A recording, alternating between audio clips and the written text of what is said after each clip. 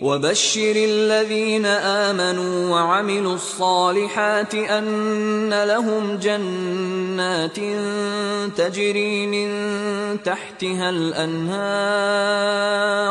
كُلَّمَا رُزِقُوا مِنْهَا مِن ثَمَرَةٍ رِّزْقًا قَالُوا هَٰذَا الَّذِي رُزِقْنَا مِن قَبْلُ وَأُتُوا بِهِ مُتَشَابِهًا وَلَهُمْ فِيهَا أَزْوَاجٌ مُّطَهَّرَةٌ وَهُمْ فِيهَا خَالِدُونَ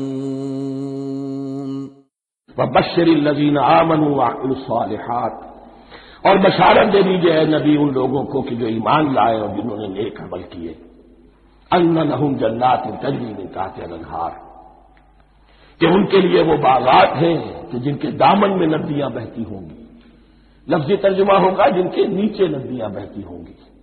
مراد اس سے کیا ہے؟ عام فطری باغ وہ ہوتے تھے کہ جس میں ذرا اونچائی پر جو ہے درخت لگے ہوئے ہیں اور دامن میں ندی بہ رہی ہے، تو اس سے خود بخود جو ہے وہ اریگیشن، نیچرل اریگیشن ہو رہی ہے، درختوں کے جڑوں تک پانی پہنچ رہا ہے.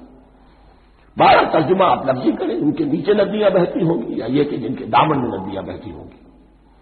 کلما رزقوا منہا من ثمرۃ رزقا، جب بھی کبھی انہیں دیا جائے گا کوئی پھل رزق کے طور پر کھانے کے لیے جنت میں، قالوا ھذا الذی رزقنا من قبل، وہ کہیں گے یہ تو وہی شے ہے جو ہمیں پہلے بھی ملتی تھی.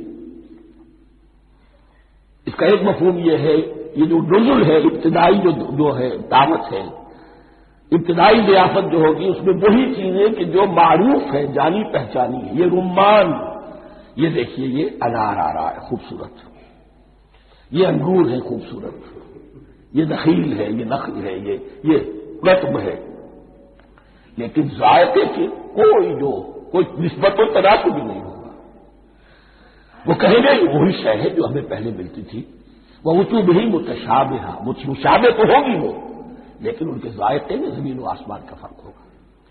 اور ایک یہ بھی مفہوم لیا گیا ہے کہ آخرت میں جنت میں بھی وہی میوے ملتے رہیں گے، لیکن ان کا ذائقہ بدلتا رہے گا.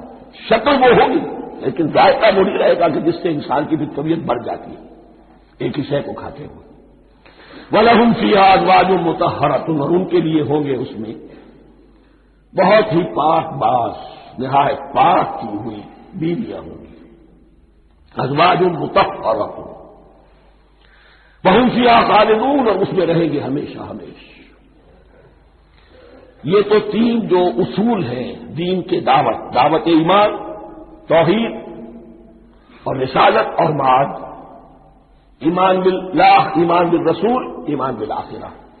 اب ذرا کچھ ضمنی مسائل ہیں کہ جو بعض کفار کی طرف سے، بعض معتزلین کی طرف سے پیش ہوتے تھے، وہ کبھی بھی اس چیلنج کا مقابلہ تو نہ کر سکے، میدان میں تو نہ آ سکے.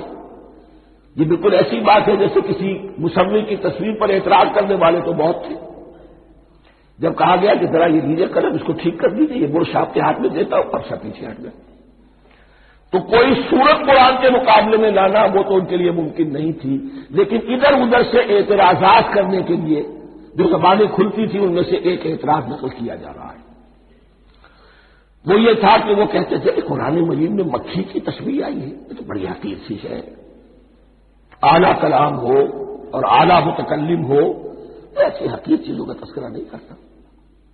بیت العنکبوت مکڑی کا بھی ذکر ہے قرآن میں، اتنی حقیر شے کا، یہ کوئی اعلیٰ کلام نہیں.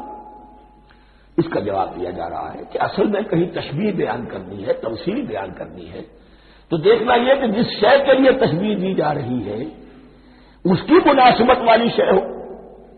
شے کوئی بہت حقیر ہے تو کسی عظمت والی شے سے آخر کیسے تشبیہ دی جائے گی؟ وہ تو کسی حقیر شے سے ہی تشبیہ دی جائے گی تو جو اصل مقصد ہے تشبیہ کا وہ پورا ہوگا.